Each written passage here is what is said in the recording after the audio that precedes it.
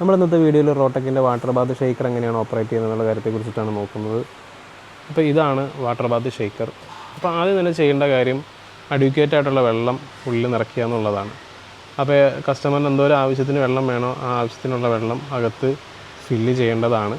അപ്പോൾ ഫില്ല് ചെയ്യാതെ പ്രവർത്തിപ്പിച്ച് കഴിഞ്ഞാൽ കോയിൽ കംപ്ലൈൻ്റ് ആവും. അപ്പോൾ അതുകൊണ്ട് തന്നെ വെള്ളം ഉണ്ടോ എന്നുള്ള കാര്യം നിർബന്ധമായിട്ട് ഉറപ്പ് വരുത്തുക. വെള്ളം നിർബന്ധമായിട്ടും അകത്ത് വേണം. അപ്പോൾ അത് എന്തായാലും പ്രീ വർക്കിംഗ് ചെക്ക് എന്നുള്ള രീതിയിൽ ചെക്ക് ചെയ്യേണ്ട കാര്യമാണ്. വെള്ളം അകത്തുണ്ടെന്നുള്ള കാര്യം ഉറപ്പ് വരുത്തിയതിന് ശേഷം മാത്രമാണ് ഓപ്പറേറ്റ് ചെയ്യാൻ പാടുള്ളൂ. അപ്പോൾ വെള്ളം ഫില്ല് ചെയ്തതിന് ശേഷം മെഷീൻ നല്ലൊരു പവർ സോഴ്സിലേക്ക് കണക്ട് ചെയ്യുക. അതിനുശേഷം ഈ ഒരു മെയിൻ എന്നുള്ള സ്വിച്ച് ഓൺ ആക്കി കഴിഞ്ഞാൽ ഇത് കൺട്രോൾ ഓൺ ആവുന്നതാണ്. അപ്പോൾ അതുപോലെ നമുക്കിവിടെ കൺട്രോളിലേക്ക് നോക്കിക്കഴിഞ്ഞാൽ നമുക്ക് കാണുന്ന ഓപ്ഷൻസ് എന്ന് പറഞ്ഞു കഴിഞ്ഞാൽ ഒന്നെന്ന് വെച്ചാൽ ഈ ടെമ്പറേച്ചർ കൺട്രോളറാണ്. അപ്പോൾ ഇത് ടെമ്പറേച്ചർ സെറ്റ് ചെയ്യാൻ വേണ്ടിയിട്ടാണ്. അപ്പോൾ ഇത് അപ്പ് ആൻഡ് ഡൗൺ ചെയ്ത് കഴിഞ്ഞാൽ നമുക്ക് ടെമ്പറേച്ചർ സെറ്റ് ചെയ്യാനായിട്ട് സാധിക്കും. അപ്പോൾ നമുക്കിപ്പോൾ ഒരു 45 ഡിഗ്രിയാണ് സെറ്റ് ചെയ്യുന്നതെങ്കിൽ അപ്പ് പ്രസ് ചെയ്ത് കഴിഞ്ഞാൽ നമുക്ക് 45ലേക്ക് ആവും. ഇപ്പോൾ നിലവിലുണ്ടായിരുന്നത് 40ആണ്. അപ്പോൾ ഞാനത് 45ലേക്ക് ആക്കുകയാണ്. അപ്പോൾ ഈ റെഡ് കളറിൽ കാണുന്നത് ഉള്ളിലുള്ള വാല്യൂ ആണ്. അപ്പോൾ 45ലേക്ക് എത്തി എൻ്റർ ചെയ്തു. അപ്പോൾ അത് ഫീഡായിട്ടുണ്ട്.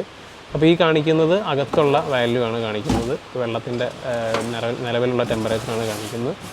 അപ്പോൾ അങ്ങനെയാണ് അതിനകത്ത് ടെമ്പറേച്ചർ സെറ്റ് ചെയ്യുന്നത്. ഇനിയിപ്പോൾ എങ്ങനെയാണ് ഈ ഒരു സ്റ്റിറിങ് ആക്ഷൻ എങ്ങനെയാണ് വർക്ക് ചെയ്യുന്നതെന്നുള്ള കാര്യത്തെക്കുറിച്ച് നോക്കാം.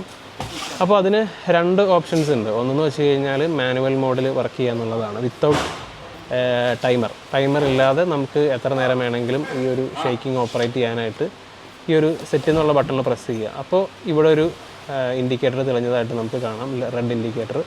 അതുപോലെ ഇവിടെ RPM ഇൻഡിക്കേറ്റ് ചെയ്യുന്നത് കാണാം. അത് നിലവിൽ വച്ചിട്ടുള്ള ഇൻഡിക്കേറ്റർ. നമ്മുടെ ഫാനിൻ്റെ റെഗുലേറ്റർ പോലെ തന്നെയാണ് ഇതിൻ്റെ ഓപ്പറേഷൻ വരുന്നത്. കൂട്ടിക്കഴിയുമ്പോൾ ഇതിൻ്റെ RPM കൂടും, അതുപോലെ തന്നെ കുറച്ച് കഴിയുമ്പോൾ RPM കുറയും. അപ്പോൾ ഇത് ഓണായ സമയത്ത് തന്നെ നമുക്ക് ഉള്ളിൽ നോക്കിക്കഴിഞ്ഞാൽ ഈ ഒരു ഷേക്കിംഗ് മോഷൻ സ്റ്റാർട്ട് ചെയ്ത് നമുക്ക് കാണാം. അപ്പോൾ ഇങ്ങനെയാണിത് ഷേക്കിങ് വർക്ക് ചെയ്യുന്നത്. ഇപ്പോൾ ഷേക്കിങ് ഓൾറെഡി സ്റ്റാർട്ട് ചെയ്തിട്ടുണ്ട്. അപ്പോൾ നമ്മൾ റെഗുലേറ്റർ ഇൻക്രീസ് ചെയ്യുമ്പോൾ ഈ ഒരു ഷേക്കിങ് കൂടുന്നതായിട്ട് നമുക്ക് കാണാം. ഇനി ഇതിനകത്ത് എങ്ങനെയാണ് നമുക്ക് ടൈമർ സെറ്റ് ചെയ്യുന്നതെന്നുള്ള കാര്യത്തെക്കുറിച്ച് നോക്കാം. അപ്പോൾ അതിനായിട്ട് ഈ ഒരു ടൈമർ ഓട്ടോ എന്ന് പറയുന്ന ബട്ടണിൽ പ്രസ് ചെയ്യുക. അപ്പോൾ ഇത് നമുക്ക് വാല്യൂസ് കൂടുന്നത് കാണാം. ഇത് ടൈമാണ്, 1 മിനിറ്റാണ് സെറ്റ് ചെയ്യുന്നത്. അപ്പോൾ ഇത് ചെയ്ത് കഴിഞ്ഞാൽ താഴത്തെ ബട്ടണിലേക്ക് കഴിഞ്ഞാൽ ക്ലിയർ ആയി പോകും.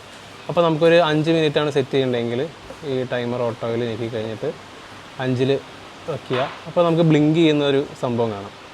ബ്ലിങ്ക് ചെയ്ത് കഴിഞ്ഞതിന് ശേഷം അത് സെറ്റായത് കാണാം. നമുക്ക് ഇവിടെ നോക്കിക്കഴിയുമ്പോൾ ഒരു സൈഡിലൊരു ചെറിയ LED ലൈറ്റ് ബ്ലിങ്ക് ഇതായിട്ടുണ്ട്. അപ്പോൾ അങ്ങനെ 5 മിനിറ്റിൽ ഇപ്പോൾ നിലവിൽ ഇത് സെറ്റായിട്ടുണ്ട്. അപ്പോൾ അങ്ങനെ നമുക്ക് 60 മിനിറ്റ് വരെ ഇതിനകത്ത് സെറ്റ് ചെയ്യാനായിട്ട് സാധിക്കും. ഇനിയിപ്പോൾ ക്ലിയർ ചെയ്യണമെങ്കിൽ ഇവിടെ ക്ലിയർ ചെയ്താൽ മതി. അപ്പോൾ അങ്ങനെ 5 മിനിറ്റ് ഓപ്പറേഷന് ശേഷം മെഷീൻ ഓട്ടോമാറ്റിക്കായിട്ട് ഓഫ് ആവുന്നതായിരിക്കും. അപ്പോൾ ഇങ്ങനെയാണ് നമ്മൾ ടൈമറിൽ വർക്ക് ചെയ്യുന്നത്.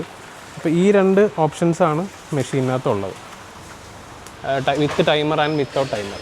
അപ്പോൾ ഇത് ക്ലിയർ ചെയ്യണമെങ്കിൽ ഈ സെറ്റിൽ തന്നെ നോക്കി കഴിഞ്ഞാൽ ക്ലിയർ ആവുന്നതാണ്. അപ്പോൾ അതുപോലെ ശ്രദ്ധിക്കേണ്ട ഒരു കാര്യം, അപ്പ് ഓപ്ഷൻ ഉണ്ട്, പക്ഷേ താഴേക്ക് ഡൗൺ ഓപ്ഷൻ ഇല്ല. അതിന് ക്ലിയർ മാത്രമേ ഉള്ളൂ. അപ്പോൾ അതുകൊണ്ട് തന്നെ അതിന് തന്നെ എത്രയാണ് വയ്ക്കേണ്ടതെന്നുള്ള കാര്യത്തിൽ ഒരു പ്ലാൻ ആദ്യമേ വേണമെന്നുള്ളതാണ്. അപ്പോൾ അങ്ങനെ നമുക്ക് 60 മിനിറ്റ് വരെ ഇതിനകത്ത് സെറ്റ് ചെയ്യാൻ സാധിക്കും. ഇപ്പോൾ 40ൽ വെച്ചു, അതിന് ശേഷം ബ്ലിങ്കായി സ്റ്റാർട്ട് ചെയ്തു. അപ്പോൾ അങ്ങനെ 40 മിനിറ്റ് വരെ വർക്ക് ചെയ്യും. അപ്പോൾ അതുപോലെ പിന്നെ അത് ക്യാൻസൽ ഔട്ട് ചെയ്യേണ്ടി വരും. അപ്പോൾ ഇങ്ങനെയാണ് ഈ ഒരു മെഷീൻ ഓപ്പറേറ്റ് ചെയ്യുന്നത്. അതുപോലെ തന്നെ ഹീറ്റർ വർക്കാവുന്ന സമയത്ത് നമുക്കിവിടെ ഹീറ്ററിൻ്റെ ഇൻഡിക്കേഷൻ കാണിക്കാം. അതുപോലെ പവർ ഉള്ളതിൻ്റെ ഇൻഡിക്കേഷൻ ഈ പവറിൻ്റെ LED ലൈറ്റിൽ കാണാൻ പറ്റുന്നതാണ്. അപ്പോൾ നമ്മൾ ടെമ്പറേച്ചർ കൂട്ടിക്കഴിഞ്ഞാൽ ഹീറ്റർ ഉടനെ സ്റ്റാർട്ടാവുന്നതാണ്. ഇത് ഹീറ്ററിൻ്റെ ഓപ്പറേഷൻ കാണിക്കാൻ വേണ്ടി ചെയ്തതാണ്. അപ്പോൾ ഇങ്ങനെയാണ് നമ്മൾ വാട്ടർ ബാത്ത് ഷേക്കർ ഓപ്പറേറ്റ് ചെയ്യുന്നത്.